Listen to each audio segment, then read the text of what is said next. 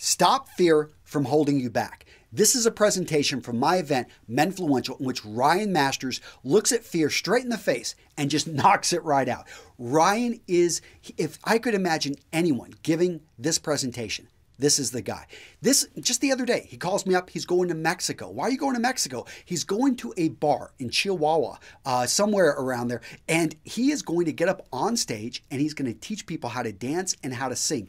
This is from a guy that did not know how to dance or sing just 2 years ago. In fact, 2 years ago, he knew nothing. A year ago, he was okay.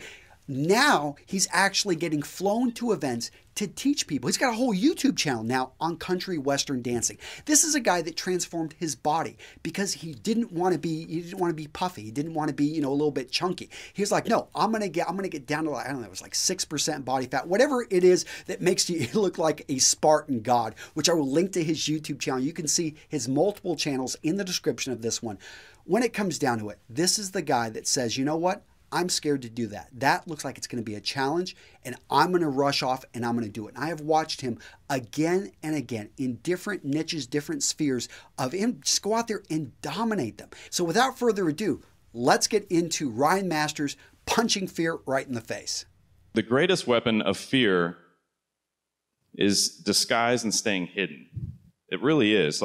Because most guys and people, including myself, you're not saying, wow, I'm really scared to go do X, Y, and Z and talk to this person. That's it's something else. It's like, oh, my family, I can't start a business because, be tough on my family.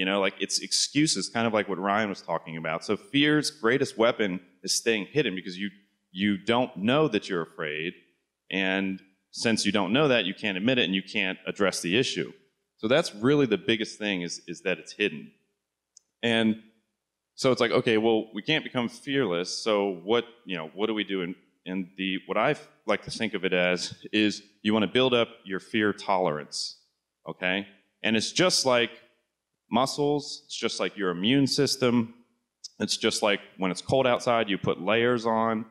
And discipline. These are all things that get better with time because you're always going to be afraid. I'm sure, Aaron is still afraid, when he goes on Shark Tanks and does all these crazy things, but he goes out, he has a higher fear tolerance because he's built it up.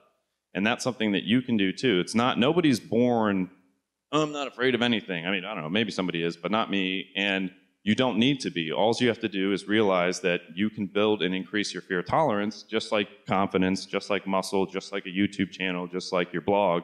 It's all something to build up. So let me give you 3 tactics to increase your fear tolerance. And the first one is what I call the permanent marker. And this is something where you need to write down, because there's a connection between your brain when you write something down, you remember it better, and you think about it when you see the words on the paper. And so you write down on a scale of 1 to 10, with 10 being like, you're going to die, how permanent is this life change? Or how permanent would be the worst thing that I'm imagining? And usually, it's going to be a 3 or a 4 at most. Okay? And when you see that on paper, it kind of helps settle you a little bit and realize, okay, it wouldn't be fun. It wouldn't be fun to put the ad up and nobody responds, or put it up and everyone writes mean things. That wouldn't be fun. But in 10 years and in 50 years and in 100 years, is it really going to matter for me? No, it's not. So when you again kind of think of it this way, it helps make it easier to build up your fear tolerance. This one is a little gloomy, but it's reality, and it's something that really I find helps me, and I call it zoom out. And the question is, okay, in 200 years, where are we going to be? Well, you're going to be dead.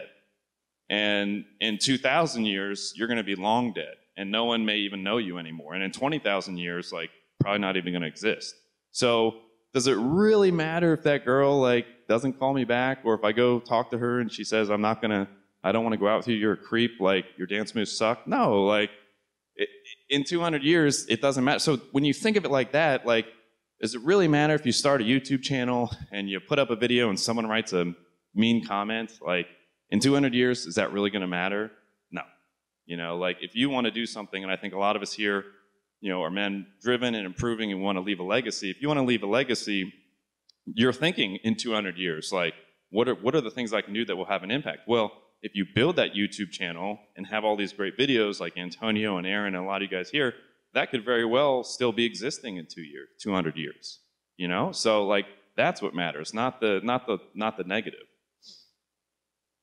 And the last one, this is more of a primal one, but it's something that I just call the fear compass. And I use it in the sense that anytime that I feel scared, not anytime, but most of the time, like if I feel scared, like that means I need to do it. And it's like, it's a short circuit in the sense that don't think about it, don't analyze it. It's like, ooh, I'm scared, like I should probably go do that. And that's just a kind of primal way to because what can happen when you feel fear is like you start analyzing and thinking, and then it stalls you and you don't take action.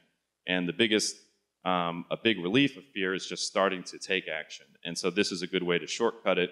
Say, oh, I'm going to use my fear compass. Like, I'm scared, that means I need to take a step out and to start doing it. So those are the 3 tactics, and I just want to leave you with a quote that I really like, which is, the quality of your life is directly proportional to the amount of uncertainty you can tolerate. Okay, so the quality of your life is directly proportional to the amount of uncertainty you can tolerate, and that's, again, building up your fear tolerance of not needing to know all the answers and taking action before you're ready and doing things when you don't feel like you're qualified, because you don't need anybody's permission, just your own. And yeah, that's it. All right, gentlemen, what did you think about that presentation? Ryan is the man. He's one of my best friends, and I am privileged that for the last 4 years, he has attended StyleCon, now Menfluential, my conference in Atlanta, Georgia, and the guy just gets there on stage. He dominates, but more importantly, when he gets off a stage, he makes time for everyone in the audience. If you've got a business, you're scared of taking your business to the next level, you have a channel, you want to grow a YouTube channel, you want to grow an Instagram following, you want to get out there and build, I don't know, a Facebook page for your business, this is the man to talk to. You want to improve your body. You've simply followed maybe me, Jose Zuniga, maybe Aaron Marino, maybe Raphael Schneider, maybe Baron over at the Effortless Jet. This is the event, because all those guys are there, by the way. All of us know each other. We become friends because we meet in person. And the best part is when you attend this event, you get to just be one of the guys. You get to hang out with us.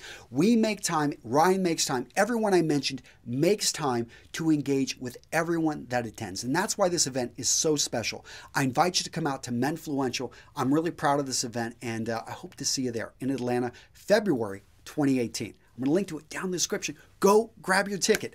That's it, guys. Take care. I'll see you in the next video.